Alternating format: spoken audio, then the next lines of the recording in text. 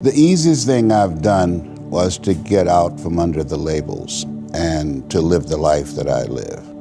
The most difficult thing I've ever done was to believe that I can do it.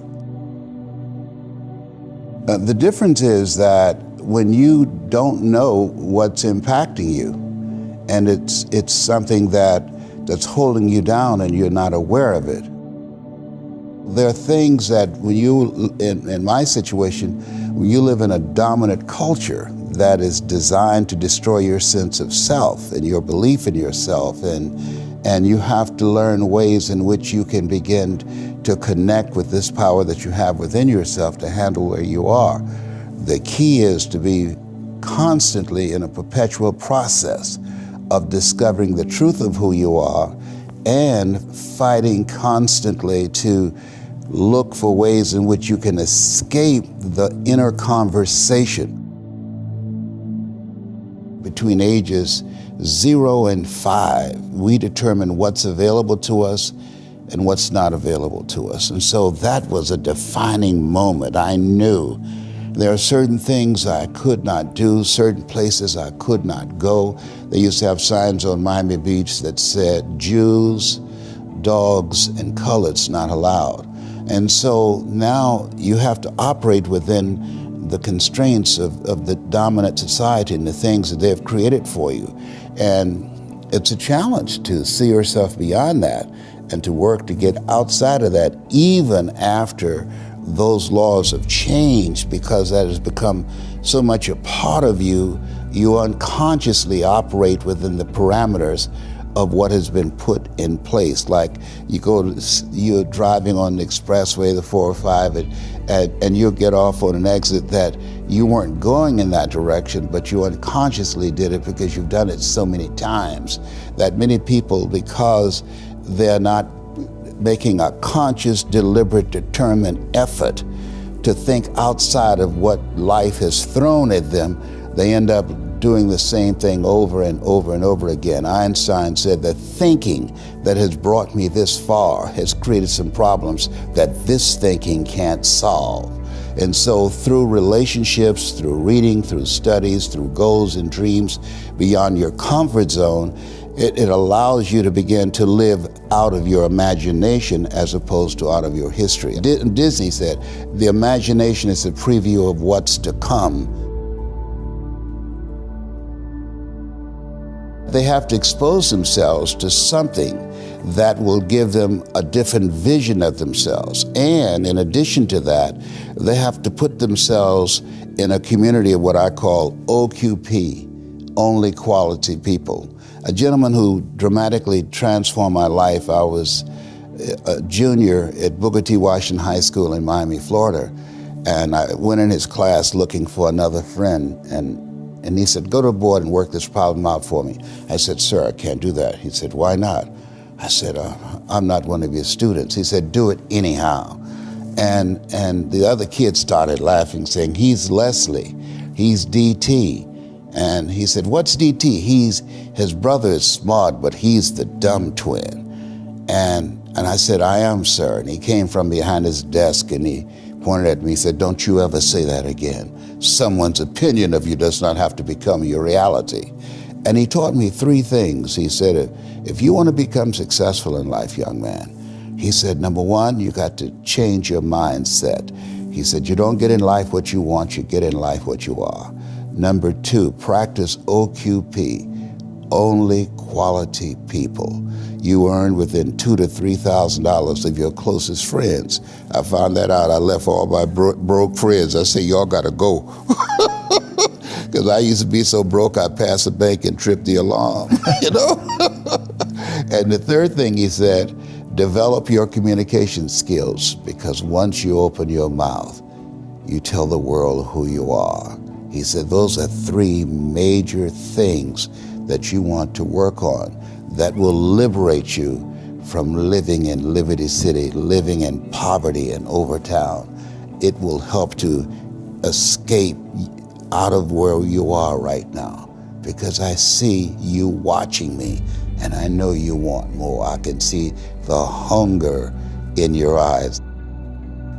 You get hungry by finding something that's you. I believe that all of us are born unique, but most of us die copies. You got to find out what is it that turns you on, what resonates with you.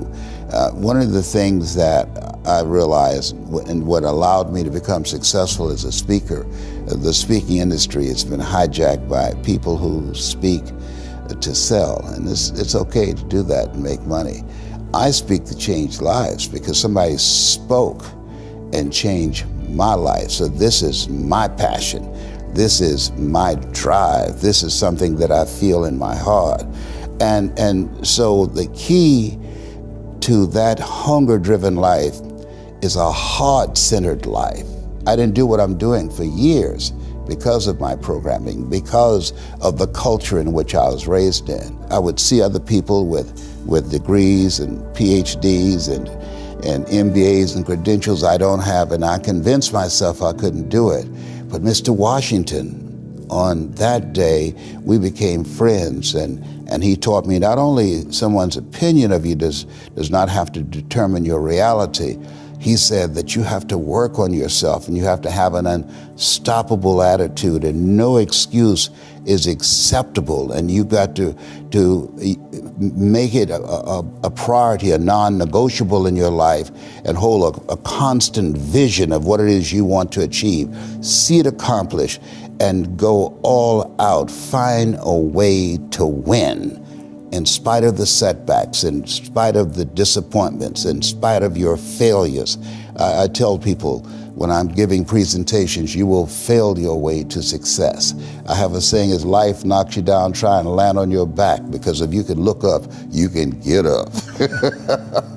And so those experiences of going after goals that's beyond your comfort zone, and having relationships that will challenge you, and surrounding yourself with coaches and mentors who can take you to a place within yourself that you can't go by yourself because you can't read the label when you're locked in the box.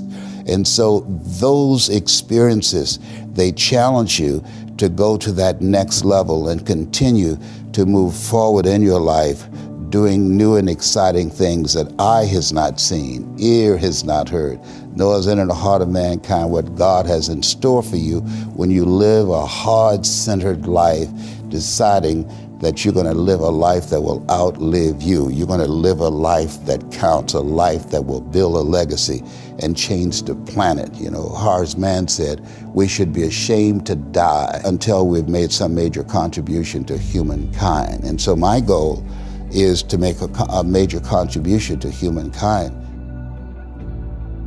Every day when I get up, my mindset is, what is it that I can do to touch and impact somebody's life today? What is it? What does that look like? Don't live the life that has been given you by the people that's around you. That Sidney Poitier wrote a book called The Measure of a Man. And he said, when you go for a walk with someone, something happens without being spoken. He said, either you adjust to their pace or they adjust to your pace. Whose pace have you adjusted to? And so there are things that we pick up and we think that they're our choices, but they're the choices that we've been programmed by life to do. When we leave our homes in the morning, we're bombarded with over 6,000 advertising hits through Facebook, through Twitter, through Instagram, through television, through our phones and through our communities, and through the computers. And so all of these things are impacting us every day. So if you don't have a program for your mind, then your mind is going to be programmed, and you'll find yourself doing things that you did not know, and that they affected you, that they, through marketing techniques and strategies, that they will create a thirst within you. I came up in an era that said if you built the best mousetrap, the world will be the path to your door. But if you know marketing, people will sleep outside your store to buy a telephone they've never touched or seen. But because of the marketing, they said, I got to have that. And when they get it, it's a smartphone, but they're a dummy because they don't know how to work it.